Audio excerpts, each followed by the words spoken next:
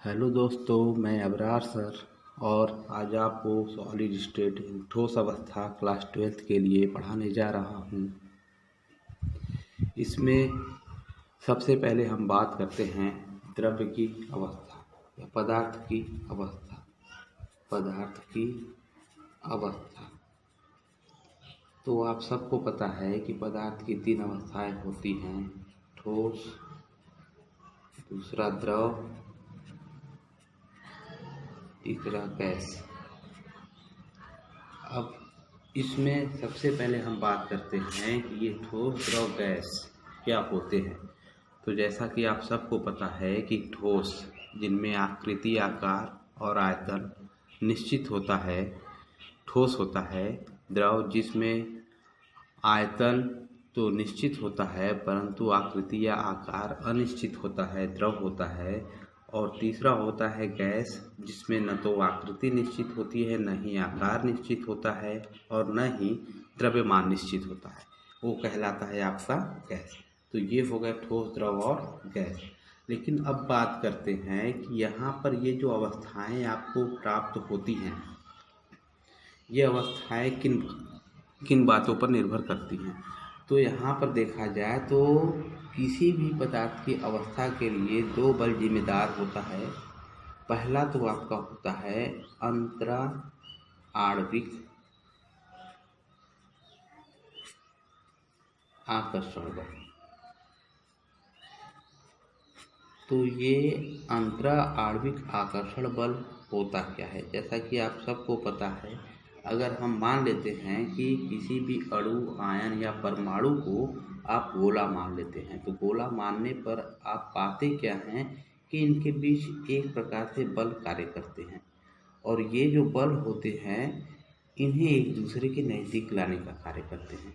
अब ये बल जितना अधिक होगा, ये गोले उतने ही नज़दीक होंगे।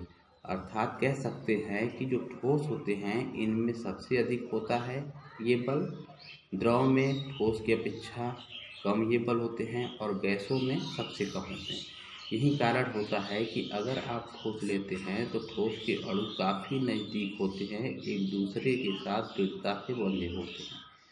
और दूसरा अगर आप लेते हैं द्रव, तो द्रव में देखा जाए तो ठोस की तुलना में ये अणु काफ़ी दूर दूर होते हैं। और गैस की अवस्था में देखा जाए तो इनमें जो अणुओं के बीच की दूरी होती है ये और भी अधिक होती है। तो इस तरह से ये आपके ठोस, द्रव और गैस में ये जो अंतरा आणविक आकर्षण बल होते हैं ये अलग अलग होते हैं। ठोस में ये बल सबसे अधिक होता है, द्रव में ठोस की तुलना में कम और गैस में द्रव की तुलना में और भी कम ये बल लगता है। अब ये जो बल होते हैं ये क्लियर हो गया कि हमेशा क्या करते हैं, अणु, परमाणु या आयन को एक दूसरे के नज़दीक लाने का कार्य करते हैं। जबकि अब बात करते हैं दूसरे प्रकार की ऊर्जा की, तो दूसरा जो होता है वो है उष्मीय ऊर्जा, थर्मल एनर्जी। तो ये जो थर्मल एनर्जी होता है ये ठीक इसके विरोधी कार्य करता है। विरोधी कार्य करने का मतलब ये है कि ये जो अंतरा आणविक आकर्षण बल होते हैं इन्हें नज़दीक लाने का कार्य करते हैं, तो दूसरी ओर ऊष्मीय ऊर्जाएं जो होती हैं ये इन्हें दूर ले जाने का कार्य करते हैं। एग्जाम्पल के लिए आप ले सकते हैं कि मान लीजिए कि यहाँ पर क्या किया गया कि द्रव रखा गया है बॉयल होने के लिए, उबलने के लिए।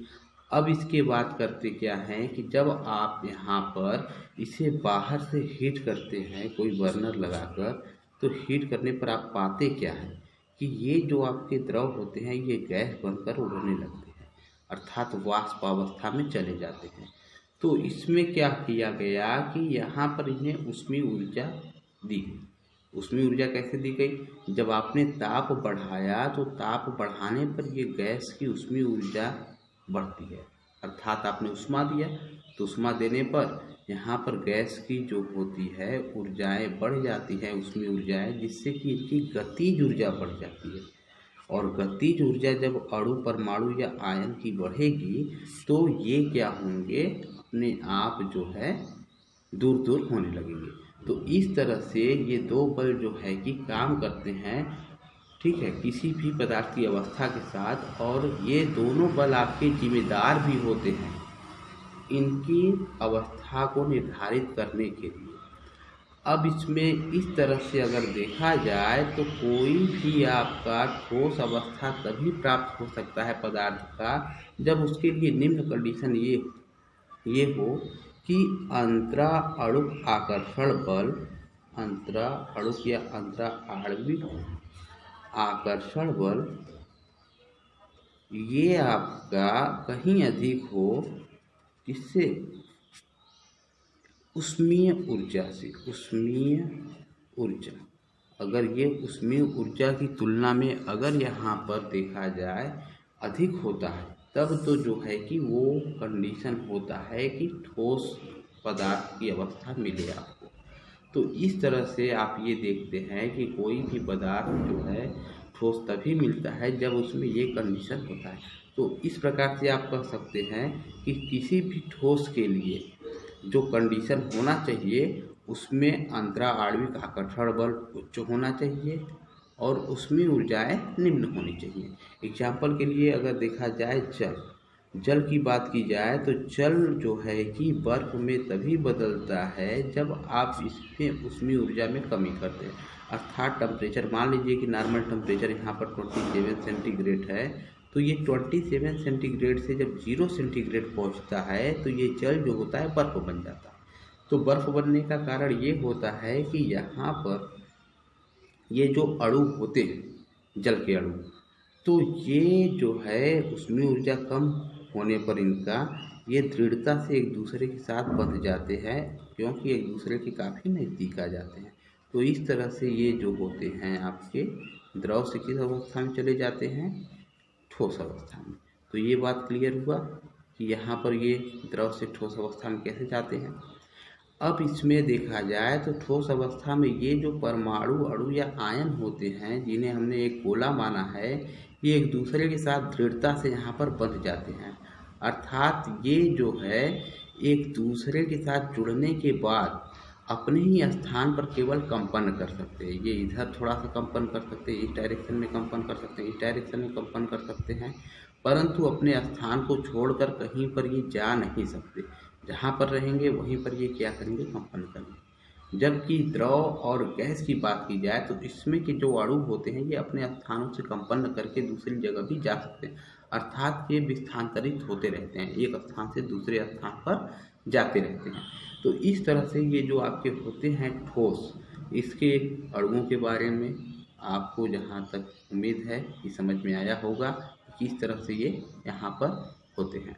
अब बात करते हैं ठोस जो होते हैं इनके सामान्य लक्षण के। तो ठोस के सामान्य लक्षण, ठोस के सामान्य लक्षण, ठोस के सामान्य लक्षण। तो ठोस के सामान्य लक्षण में अगर देखा जाए तो यहाँ पर कुछ इसके लक्षण निम्नलिखित होते हैं। पहला आप ये कह सकते हैं कि द्रव्यमान, आयतन, आकृति व आकार, ये चारों आपके क्या होते हैं? निश्चित होते हैं।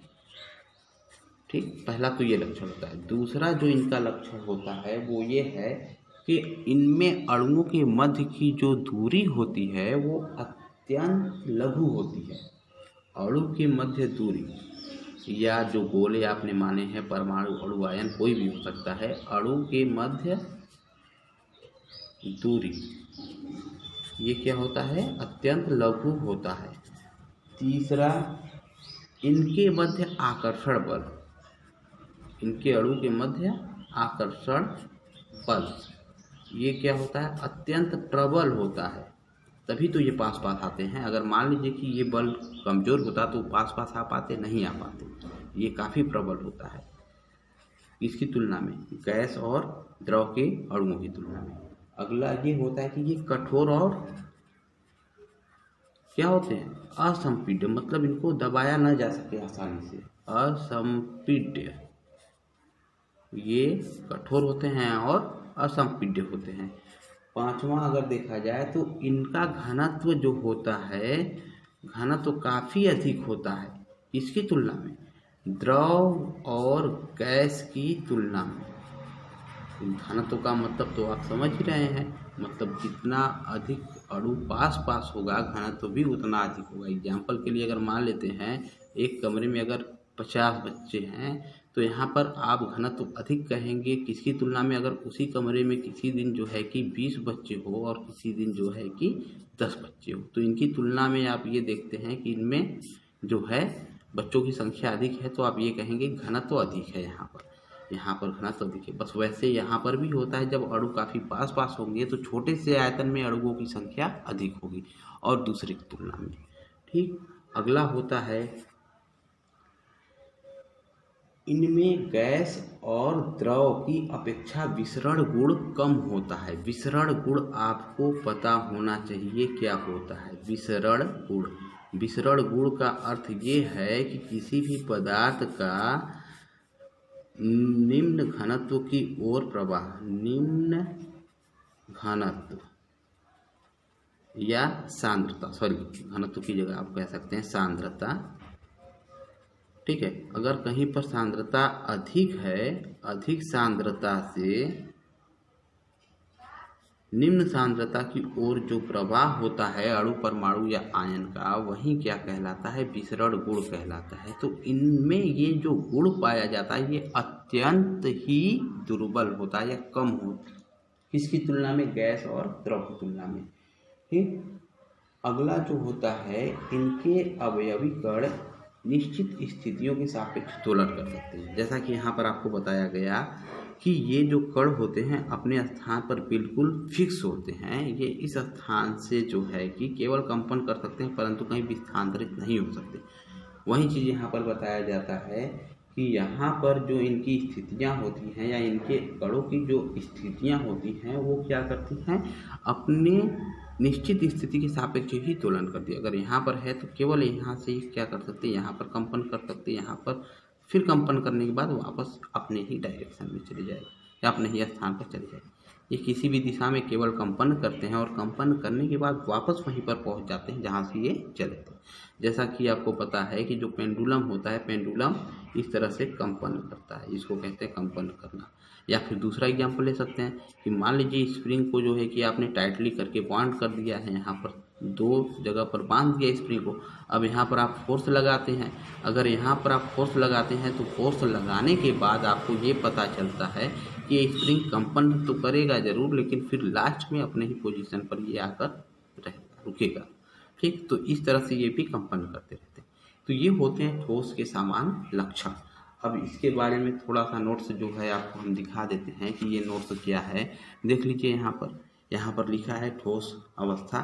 तो ये ठोस अवस्था में जो है कि जो जो चीज़ें हैं उन सबको हमने डिटेल में यहाँ पर दिखा दिया है क्या क्या होता है।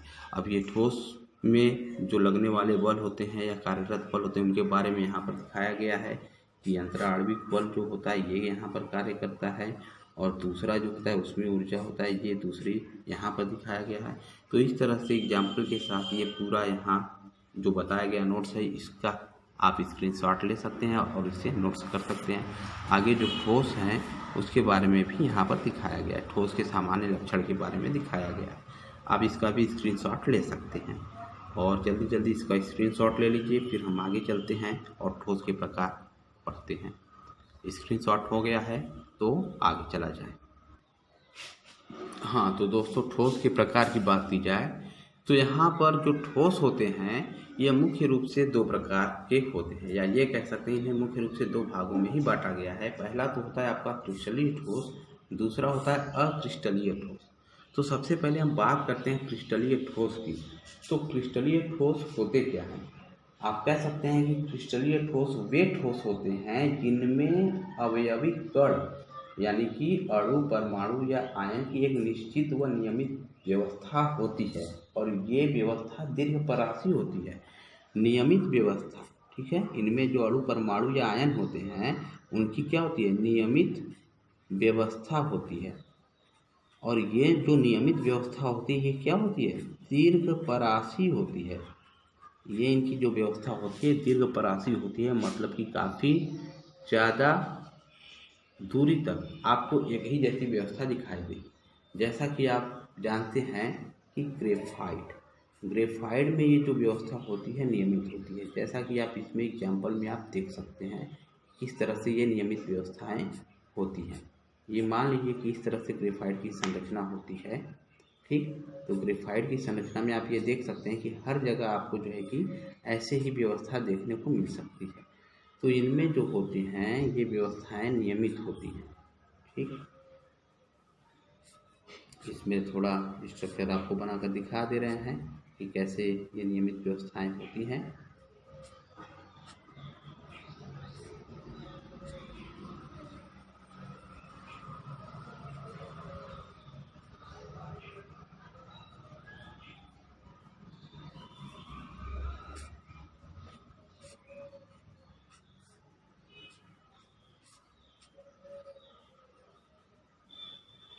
तो इस तरह से यहाँ पर जो व्यवस्थाएं होती है वो नियमित होती है, मतलब हर जगह एक ही जैसी व्यवस्था, ये आगे भी जैसे ही चलते रहते हैं, ये नियमित व्यवस्था आपको हर जगह एक जैसी ही मिलने वाली है।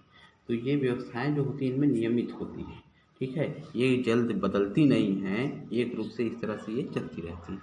जैसा कि आप एग्जाम्पल में ले सकते हैं कि अगर मान लीजिए कि घर की दीवारें बन रही हैं, तो घर की दीवारें अगर बनती हैं तो उसमें एक के ऊपर एक ईंटें रखी जाती हैं।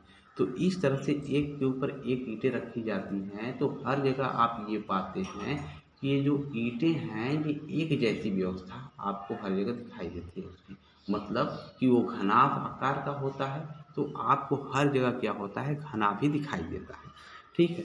तो बहुत सारे घनाभों से मिलकर क्या होता है, एक दीवार आपका बनकर तैयार होता है। तो वैसे ही नियमित व्यवस्थाएं इनमें भी होती हैं।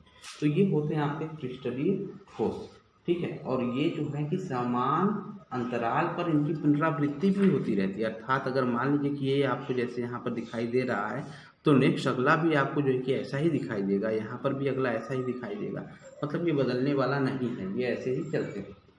अब इसमें एग्जाम्पल आप ले सकते हैं क्या क्या, इसमें जो है एग्जाम्पल पहला हो सकता है NaCl, दूसरा हो सकता है आपका KCl, तीसरा होता है Na2SO4। ऐसे बहुत सारे एग्जाम्पल हैं जो कि क्रिस्टलीय ठोस के हैं।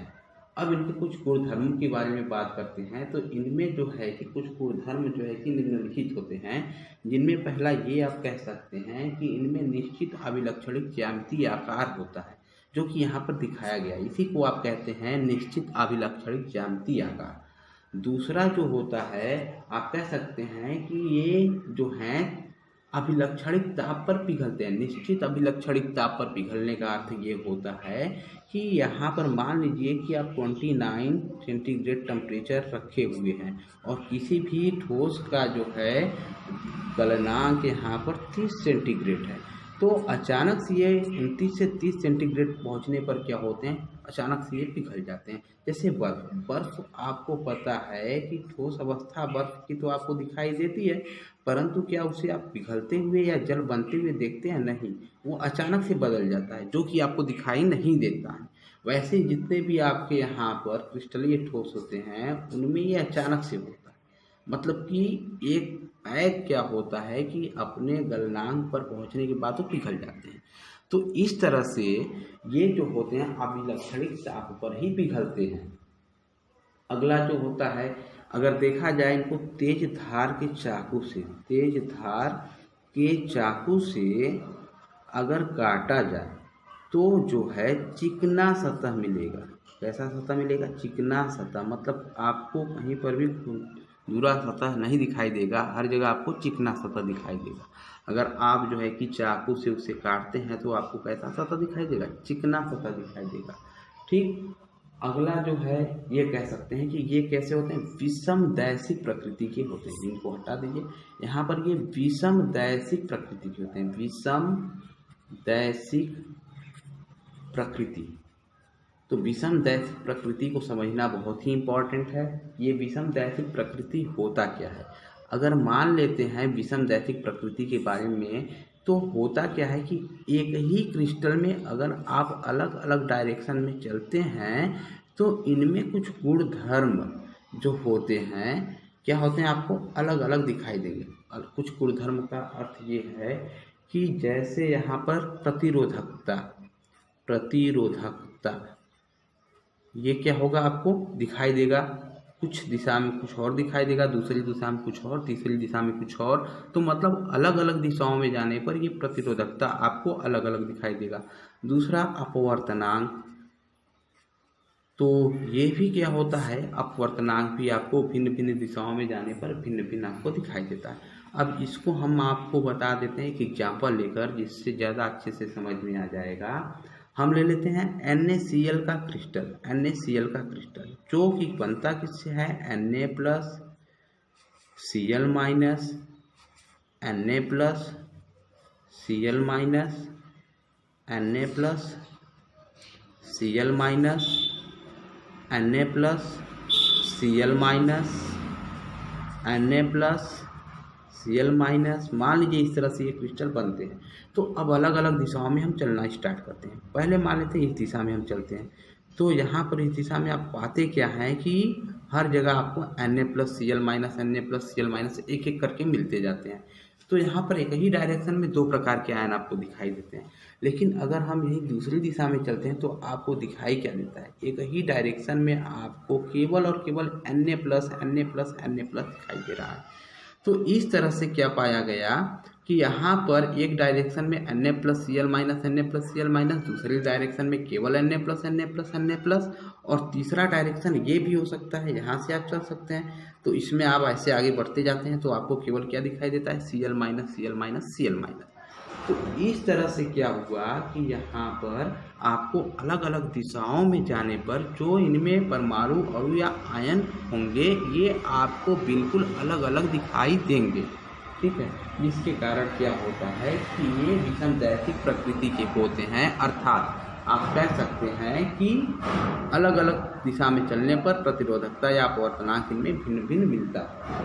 अब अगले पॉइंट की बात करते हैं या अगले गुणधर्म की बात करते हैं। तो ये जो होते हैं निश्चित गलनांक रखने के कारण असतत शीतलन वक्र का मतलब समझते हैं। असतत का मतलब पहले जानना ये जरूरी है, कहीं पर भी ये एक लगातार ना हो, ठीक है। कहीं पर चलते हुए रुक जाए, फिर चले, फिर चलते हुए रुक जाए, तो उसे आप कहते हैं असतत। जैसे एग्जाम्पल में आप दिखा देते हैं, यहाँ पर असतत जो है कि वक्र दिखाने का मतलब कि मान लीजिए कि यहाँ पर जो है शीतलन वक्र, मतलब इनको ठंडा किया जाता है, तो शीतलन वक्र मतलब वहाँ पर आपको प्राप्त होता है। तो आप ये दिखा सकते हैं इसमें कि पहले चलते चलते ये क्या होते हैं कि जैसे जैसे आप यहाँ पर समय बीतता है टेम्परेचर इसका गिरता जाता है, ठीक है। इसको आप जो है कि ठंडा कर रहे हैं, फिर अचानक से क्या होता है कि यहाँ पर ठंडा होना मतलब समय के साथ रुक जाता है, फिर अचानक से ठंडा होने लगते हैं। तो मतलब ये होता है शीतलन वक्र। यहाँ पर आपको 4 point A, B, C, D 4 point दिखाई दे रहा है, जिसमें कि पहले ये चलते हुए रुकते हैं, फिर जो है कि स्थिर होने के बाद फिर जो है कि कम होने लगते हैं। यहाँ पर आप दिखा सकते हैं ये 20 minute, 40 minute, 80 minute, 60 minute, 80 minute, ये टाइम आपका हो गया। ये आपका है टाइम, वो भी किस में, मिनट में, ठीक। तो ये टाइम हो गया। और ऊपर आप जो है कि टेम्परेचर दिखा सकते हैं, यहाँ पर 20 सेंटीग्रेड, यहाँ पर 40 सेंटीग्रेड, यहाँ पर 60 सेंटीग्रेड, यहाँ पर 80 सेंटीग्रेड। तो धीरे धीरे देख रहे हैं कि जब यहाँ पर टेम्परेचर इसका कम हो रहा है तो ये सतत नहीं है, ये धीरे धीरे क्या होता है, बदलता जाता है, ठीक है। तो इस तरह से जो है कि इनके गुणधर्म यहाँ पर दिखाए गए हैं कि ये जो होते हैं आपको क्रिस्टलीय ठोस क्या क्या गुणधर्म रखते हैं। अब दूसरा हम बात करते हैं अक्रिस्टलीय ठोस की। अक्रिस्टलीय ठोस, तो ये जो अक्रिस्टलीय ठोस होते हैं, अब इसके बारे में भी थोड़ा सा देख लिया जाए क्या होता है। तो ये अक्रिस्टलीय ठोस जो होते हैं इसके विपरीत गुणधर्म ही रखते हैं।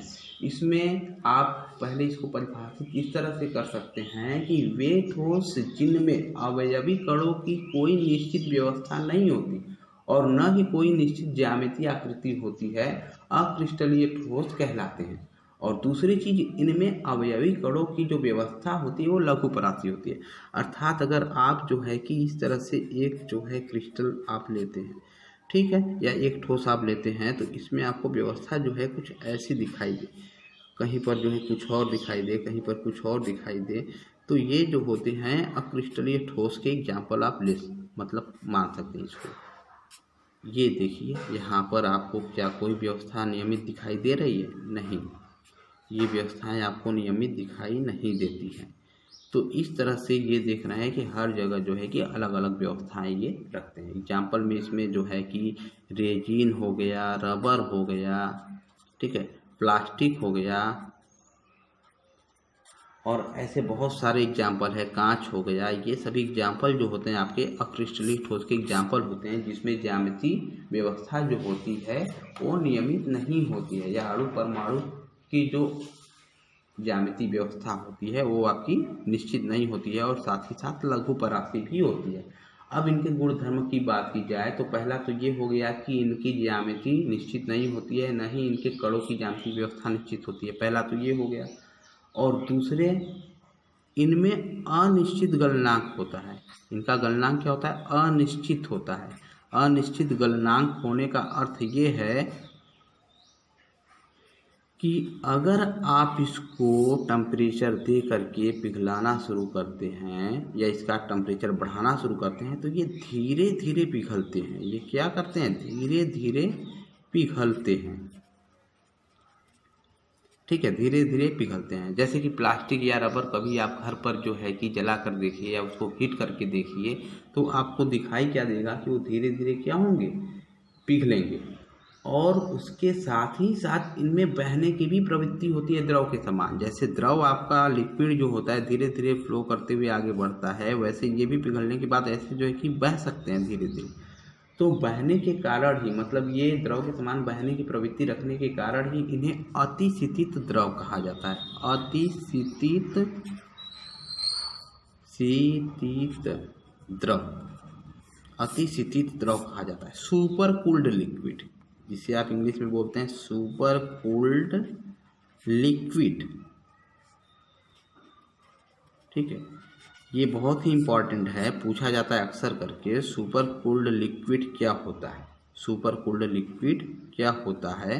तो आपको पता होना चाहिए कि ये अतिशीतित द्रव को ही सुपर कूल्ड लिक्विड कहते हैं। और इसका अर्थ होता क्या है कि यहाँ पर धीरे धीरे जो है कि इन्हें गर्म करने पर ये पिघलते हैं और ये द्रव के समान बहने की प्रवृत्ति को भी रखते हैं, जिसके कारण इसे अतिशीतित द्रव कहा जाता है, ठीक है। अगला जो होता है, इन्हें तेज धार वाले औजार से काटने पर अनियमित सतह वाले टुकड़े में ये बढ़ जाते हैं। जैसा कि इसके पहले क्रिस्टलीय ठोस में जैसा बताया गया, ठीक उसका उल्टा। वहाँ पर नियमित सतह और चिकना सतह मिलता था, यहाँ पर आपको खुरदुरा सतह मिलेगा। और अगला, ये समदैशिक प्रकृति के होते हैं, अर्थात इनके गुणधर्मों की बात की जाए तो किसी भी डायरेक्शन में चलिए, इस डायरेक्शन में चलिए या इस डायरेक्शन में चलिए या फिर जो है आप नीचे की डायरेक्शन में चलिए, हर डायरेक्शन में क्या होता है कि यहाँ पर ये जो होते हैं आपके हर दिशा में समान अपने भौतिक गुणधर्म को रखते हैं, जैसे कि कठोरता या अपवर्तनांक या चलकता या तन्यता आदि जो होते हैं, ये हर जगह क्या रखते हैं? समान रखते हैं, ठीक। और नेक्स्ट अगला जो पॉइंट है उसमें आप ये कह सकते हैं कि इनका गलनांक अनिश्चित होता है, जिसके कारण ही शीतलन वक्र इसमें सतत होता है। सतत होने का मतलब जैसे यहाँ पर आपको दिखा देते हैं कि ये जो है सतत होने का मतलब लगातार वो धीरे धीरे जो है कि क्या हो, घटता जाए। अगर मान लीजिए यहाँ पर टाइम है तो टाइम बढ़ने के साथ अगर आप इसको ठंडा करते हैं, ठीक है, तो ठंडा करते हैं तो धीरे धीरे क्या होगा कि ये आपका टेम्परेचर धीरे धीरे क्या होगा? घटता जाएगा। ऐसा नहीं कि घटते घटते कहीं पर रुक जाएगा फिर जो है कि फिर घटने लगेगा, ऐसा नहीं, वो एक लगातार समय के साथ धीरे धीरे घटता जाता है। तो इसे आप कहते हैं कि यहाँ पर ये जो है कि सतत शीतलन वक्र रखते हैं। तो इस प्रकार से आज आपने पढ़ा कि ये ठोस क्या होते हैं। ठोस के प्रकार में आपने क्रिस्टलीय ठोस और अक्रिस्टलीय ठोस पढ़ा, और उसके कुछ नोट्स हैं जो कि आपको हम यहाँ पर दिखा देते हैं कि ये होते क्या हैं। जैसे कि यहाँ पर आप देख सकते हैं कि क्रिस्टलीय ठोस क्या है, ठीक है। तो क्रिस्टलीय ठोस जो होते हैं उनके बारे में लिखा गया है, आप इसका स्क्रीनशॉट ले सकते हैं और इसको नोट्स कर सकते हैं। अब उसके बाद अगला जो है कि यहाँ पर आप देख सकते हैं कि ये जो होता है आपका, इसका गुणधर्म जो है यहाँ पर दिखाया गया है क्रिस्टलीय ठोस का। और उसके आगे जो है कि फिर यहाँ पर क्रिस्टलीय ठोस के बाद जो है कि अक्रिस्टलीय ठोस को भी दिखाया गया है। आप सबका स्क्रीनशॉट ले सकते हैं और उसे नोट्स कर सकते हैं, ठीक। अभी कुछ और चीज़ें बाकी हैं इसमें, तो कुछ और चीज़ें जो हैं यहाँ पर आपको दिखा देते हैं, देख लीजिए। ये आपका यहाँ पर नोट्स है अक्रिस्टलीय ठोस के बारे में। तो अक्रिस्टलीय ठोस के बारे में यहाँ पर जो नोट्स है इसका भी आप स्क्रीनशॉट ले सकते हैं और इसको भी नोट्स कर सकते हैं। तो इस तरह से यहाँ पर आज हमने पढ़ा क्रिस्टलीय और अक्रिस्टलीय ठोस के बारे में। फिर हम मिलते हैं अगले वीडियो में क्रिस्टलीय ठोस के प्रकार के बारे में।